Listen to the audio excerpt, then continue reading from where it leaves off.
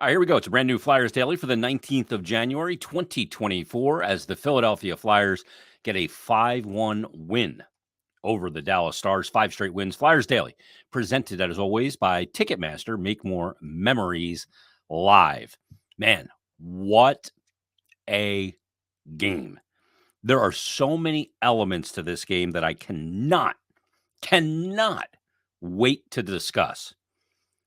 From the shot suppression, from the unbelievable offensive displays in the game that led to goals, to the goaltending, all of it. Just unbelievable game. Flyers come home from a 3-game road trip where they went 3-0, 4 straight wins coming in. A lot of times, I talk about this on here a lot. That first game back at home after a road trip is a bit of a difficult one. Now, this situation, the Flyers had 2 days, 2 off days before the game. John Tortorella, they travel back and gives them 2 days off the ice. A big thing at this time of year is a coach's ability to have his finger on the pulse of his team from an energy standpoint, that's physical energy, from a mental fatigue standpoint, emotional fatigue, and understand that just throwing them on the ice because you're supposed to practice every day in hockey is not beneficial. You'd rather have a quality 25 to 35-minute practice when you need it, not just because it's what you do. And understanding where your team is in those 3 categories of mental, physical, and emotional is key. And Torts giving them the 2 days off, I think, was perfect, because we saw a team come out of the locker room, rip the door off, and come out ready to play back at home to open up a 4-game homestand. Just unbelievable, the performance that they put on the ice in this game. So let's get to the particulars. Period starts, first period, first shift of the game. Dallas 2-on-1. Good blocker save by Sam Ersson into the safety netting. That would be the last shot Dallas would get until after the first 6 minutes of the second period. Unbelievable. From a sheer volume standpoint, Flyers outshot Dallas in the game 43-15. Huh? 43-15. That's a stunning number. Dallas had that shot on their first shift of the game on that 2-on-1. Flyers didn't give up another one the entirety of the first period. Flyers owned the puck. There were several occasions where Dallas could not get out of their zone. And the Flyers are just thwarting them. When they got in the zone, they're blocking shots. Or I saw 3 times in the first period where the Flyers blocked shots with their sticks, not even the body, and prevented pucks getting to Sam Ersson. And it's that total buy-in, being in the right spot, the structure that allows you to be able to slow an NHL team down by that much to only allow 1 shot on goal. Couple that with you're not playing one of the poor offensive teams in the NHL. Dallas comes into the game the third highest scoring team in the NHL. And the Flyers hold them to 1 shot in the first period. Just unbelievable. Dallas, 3.61 goals per game. 1 shot in the first period. We picked it up in the second period. I took a shot of the scoreboard and tweeted it out at 14:42. The Flyers were out shooting them 21-1, and we're up 2-0 game. You probably can't see that, but unbelievable. Let's get to the scoring. Flyers open the scoring 19 minutes into the first when Sean Walker joins the play like a winger. I say it a lot. Walker joins the play like a winger, not like a defenseman joining the play. He finds open up ice up the right side. Farabee gets a puck up to Frost, who does an unbelievable, just highly skilled play. Kind of shows his back to the middle of the ice, and one touch through his legs, a behind-the-back pass to Sean Walker in stride. He goes in, beats Jake Ottinger. Flyers open the score 1-0. Frost and Farabee with the assist. Then we go to the second period. Flyers up 1-0. 3:03 into the second, right off a draw. Sean Couturier wins the draw. It's at the left faceoff circle. Couturier, left shot. That's the side he prefers. And it's a set play. You're trying to draw the puck back on a 45-degree angle to your player sitting there in that trigger position. In this case, Owen Tippett, who's playing the left side. And Couturier wins it to him, and Tippett doesn't even think about it. He just fires a laser beam, high blocker on Jake Ottinger, who had no chance on it. And I will tell you, Jake Ottinger is an enormous guy. There's not a lot of net showing when he's standing in it. He is every bit of 6'5", 6'6", and a big, big goaltender.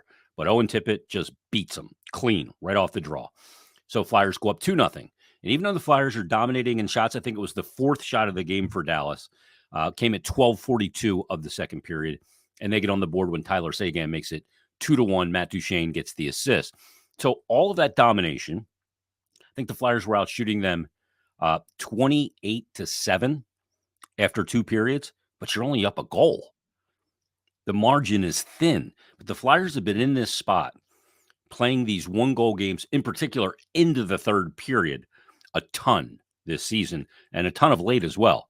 So this is familiar territory that they're in, and they know that if they continue to stick to what they do, then they'll be fine. And that's exactly what they do. 44 seconds into the third period, Flyers up 2-1. They're on the power play.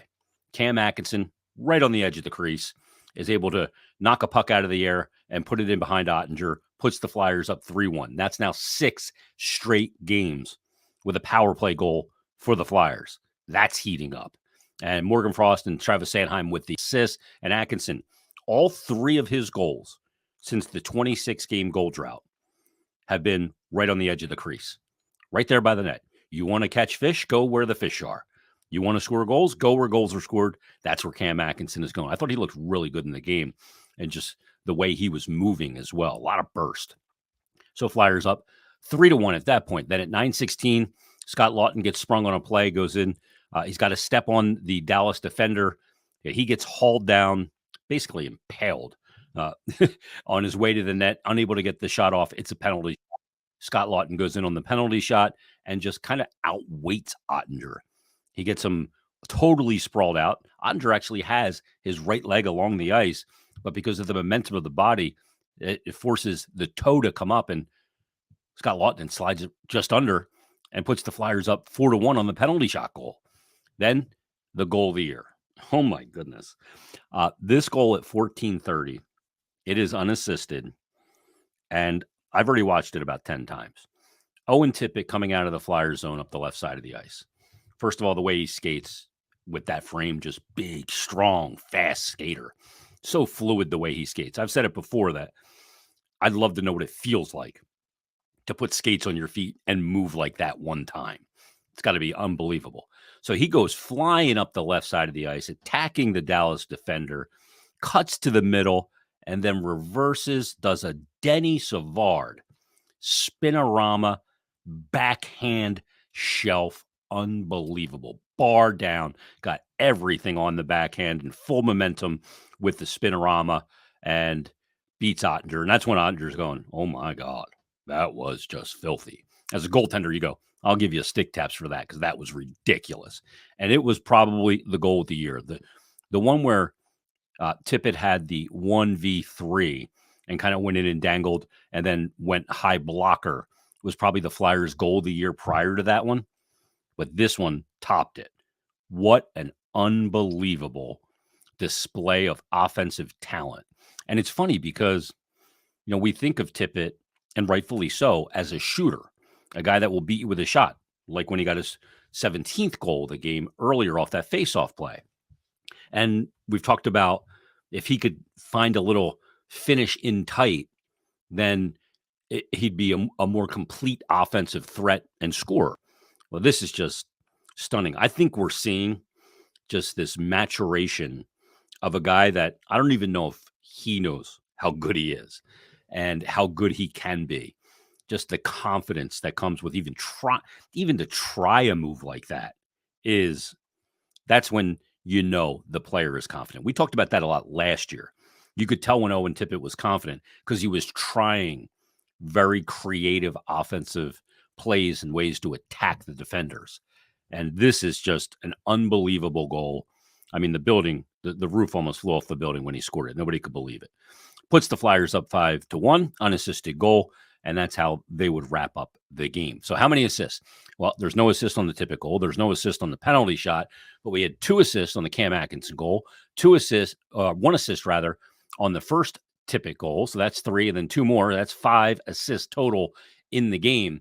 And for that, the Flyers are going to donate, along with Penn Medicine and the Penn Medicine Assist, 180 pounds of food to 150 pounds of food, to local communities in need as part of the Flyers and Penn Medicine Community Assist. So we love that part of it as well. Again, the shots in the game, 43-15. Are you kidding?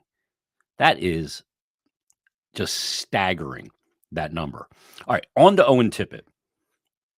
All right, before we get to Owen Tippett, let's talk to the man who had the penalty shot goal and really is maybe the spiritual leader of the team, along with Travis Konechny. I had a chance to sit down post-game with Flyers forward Scott Laughton. Flyers post-game were with Scott Laughton, 5-1 final. Tell me your approach on the penalty shot. You were a little close to maybe not going forward the whole time. Yeah, there really wasn't any thinking. Went to the left side, try something new. Cootsie watched a bunch of his clips before, so I asked him. He's a big guy, and tried to make a move on him, and was lucky enough to slip it home. Lots to come home from the trip where you guys went 3-0, winning 4 straight coming into the game. That first game back sometimes a little tough, but you guys had the extra day off. Did that provide you guys a little bit more of the energy you needed tonight? Yeah, we had 2 days off, which was, I think, crucial, especially with this stretch coming up at home.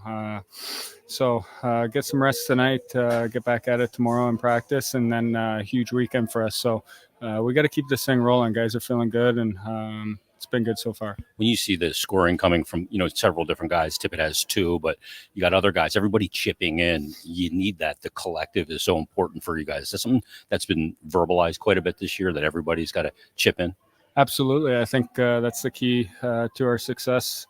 Everyone knows their role and tries to play it to their best ability. And that's what we're going to need down the stretch here, the last 30-something games. And everyone's got to contribute this way and be themselves. And I think guys are doing a great job of that. What does it say about the character of your guys? Because you guys have played so many tight one-goal. This wasn't a one-goal game, but a lot of one-goal games. Just kind of sticking with doing what you guys do, no matter who the opponent or what the situation, not changing the way you play.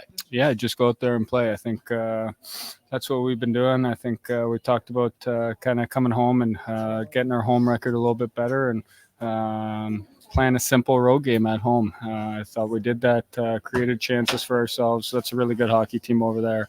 We limited them. We had good sticks. Our D did a great job, and our forwards did a good job of coming back in the zone. So big win for us. Stay even kill here and continue to go. Last thing for you. You've been here the last couple of years. At this time of the year, it was tough to be here. You were a guy that's always said that you wanted to be a part of this thing, getting it right. How rewarding is this feel from, a team standpoint for you? Yeah. Trying not to look too far ahead, but it's a good feeling around here, a good feeling in the building. Haven't heard it this loud in a long time. So we continue to play like this, continue to bring people in the seats and play a good brand of hockey for this city. So I'm very fortunate to be able to be here through it all, and looking forward to what's next. Scotty, congrats on the win. Thanks. Great to catch up with Scott Laughton and talk about this win, about this team that has now won 5 straight games, scored power play goals in 6 straight games, and is in a great spot in the standings, grabbing 2 more points, moving up to 56 points now, 3 up on the Carolina Hurricanes. Flyers in the second spot in the Metro, 6 points up on the Washington Capitals, who won last night, 8 points up on the Penguins and Islanders, and 9 points up on the Devils. Really important stretch with the game coming up: Colorado Saturday, Ottawa Sunday, the Lightning next Tuesday, then on the road in Detroit for one, and then back home, Boston, all before the All-Star break and a little bit of time off for the squad. But really important little stretch here against some pretty darn good teams as well. And when you look at some of the teams the Flyers have beaten, I saw Jordan Hall from NBC Sports Philly put this out, that the Flyers have 7 wins over top 10 teams in the NHL. They've beaten the Canucks twice, shut them out earlier in the season, beat them 4-1 more recently. They beat the Winnipeg Jets 2-0. They'll play them again coming up at Wells Fargo. They beat the Colorado Avalanche, who we'll see Saturday. They beat them 5-2. They went into that third period up 3-2 and left the game 5-2. They lost to Vegas when Vegas had that goal early in the season with 33 seconds left, but they came back and they beat Vegas 4-3 in overtime at Wells Fargo. They beat the Dallas Stars last night 5-1, and they've beaten the Hurricanes 3-1 as well. So there's some quality wins on the schedule also for the Philadelphia. They did lose to the Canes before, and they did lose to Dallas earlier this season, but did get a point out of that Dallas game on October 21st. All right, on to Owen Tippett. When you watch Owen Tippett, he'll have stretches where he does not end up with a point. He is goal scorers like Tippett are streaky by nature. Not going to score every game. Very few score to that level. He's not an Austin Matthews type scorer, but he is a guy, I think absolutely he can be a 40-goal scorer in the NHL. He's got 18 this year. Last year, he finished with 27 goals, 22 assists, 49 points in 77 games. Right now, again, 18, he is on pace to be certainly a 30-goal scorer. And when you have the finish ability in tight around the net, you can pick up a few more goals. And if he can just dial in that shooting percentage 2.5 to 4 points higher, he can dip into that range of being a guy that can maybe get to 40 goals maybe this year. That's going to take he's going to have to outpace what he's done in the first half this year, but he's a guy that's going to be a perennial 40-goal scorer. He leads the Flyers in shots this season. And if he can just find the net a little bit, he has lately, find the net a little bit more and find some finish in tight, like we've seen on a couple of occasions lately, he's absolutely going to be a 40-goal scorer. And you look back at that Claude Giroux trade, and we'll see Claude Giroux coming up on Sunday. Giroux was a deadline rental. He went to Florida for the remainder of that season and then one round of the playoffs. And to have gotten a player like Owen Tippett in return, along with a first-round pick in this year's draft, is certainly looking like a very good deal. Tippett will be 25 coming up on February 16th. He is going to be doing a new contract. What does that look like? Maybe the Flyers want to get on that because the price is probably not going to go down. But he is absolutely one of those guys that you look at and you say, he's a core piece. He's a core piece to this team going forward. His current salary is just $1.75 million. The cap hit $1.5 million. 45 games. He's got 18 goals. Now 11 assists, 29 points.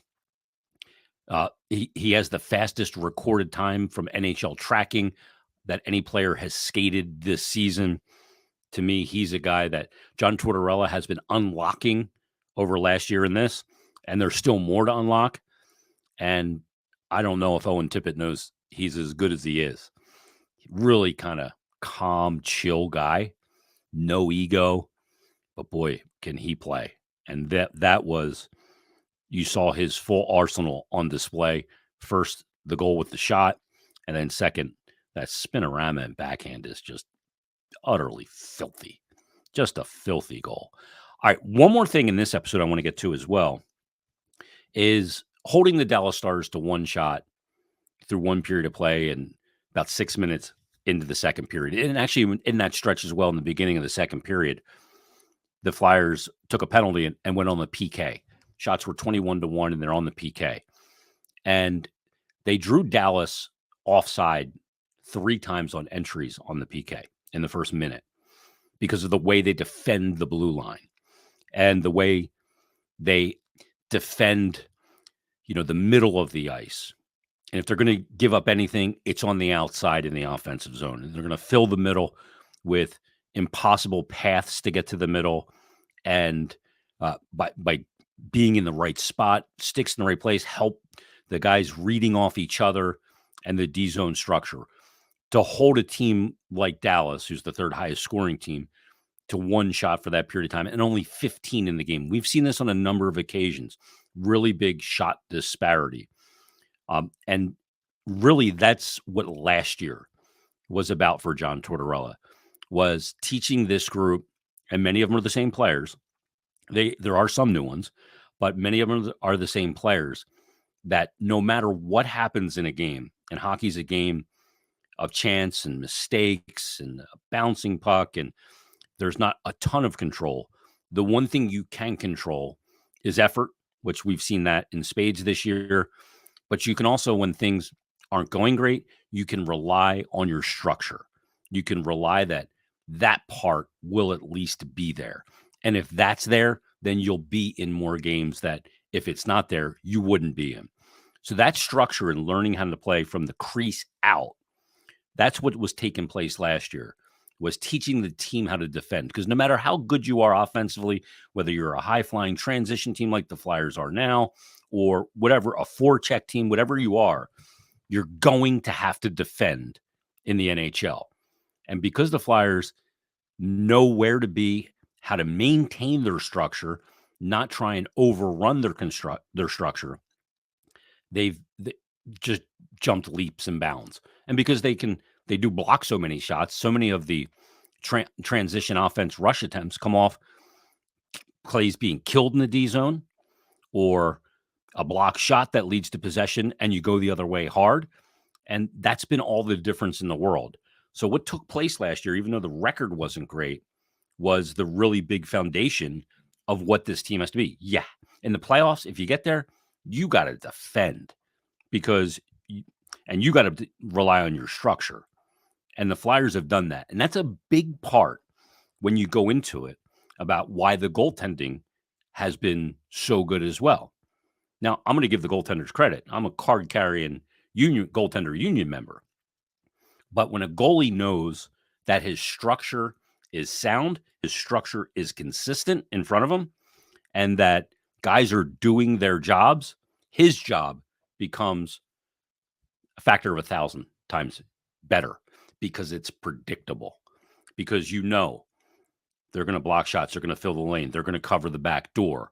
They're not going to too many guys on one side of the ice, leaving the weak side guy wide open for a one-time attempt on a cross the slot pass. When you know that, you can play everything from a goalie perspective honest. You can play the puck honest. You can take more ice knowing you've got coverage on the back door and you don't have to travel so far on a cross ice pass. That's been everything to me for this team. They've been so much better in their discipline with the structure, and then doing the right things when they either kill a play or block a shot, that's added to the offensive end. It's making them defend less, and it's a fun brand of hockey to watch, because it's really honest in the D zone, and it's high flying through the neutral zone and in the offensive zone. In the first period, the Flyers forecheck as well, they were a step ahead of Dallas the entire time.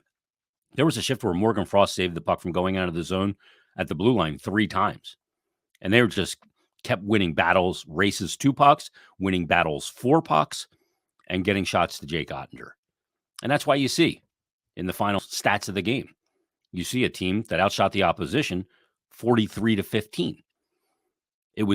They owned the puck in this game. And when they didn't have it, they got it back quick. Great stuff to see from this Flyers team.